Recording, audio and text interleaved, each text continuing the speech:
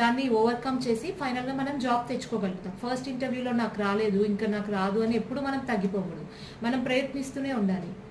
So ఇప్పుడు software అంటే ఎన్ని కేటగిరీస్ ఉంటాయి? ఫర్ ఎగ్జాంపుల్ నువ్వు డేటా అనలిస్ట్ అని, అకౌంటెంట్ అని చెప్పేసి, ఐటీ ఫీల్డ్ అని చెప్పేసి, ఇట్లా ఇంకెన్ని రంగాలు ఉంటాయి అందులో నీకు తెలిసినవి? Okay.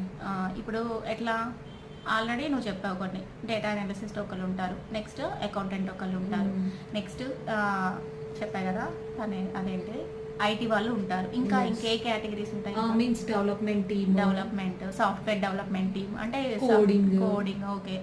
And means medical coders and software coders also. ఇట్లా డిఫరెంట్ టైప్స్ ఆఫ్ కేటగిరీస్ ఉంటాయి. సాఫ్ట్వేర్ అనగానే ఒకటే టైప్ ఉండదు. సో దాంట్లో కూడా కేటగిరీస్ ఉంటాయి.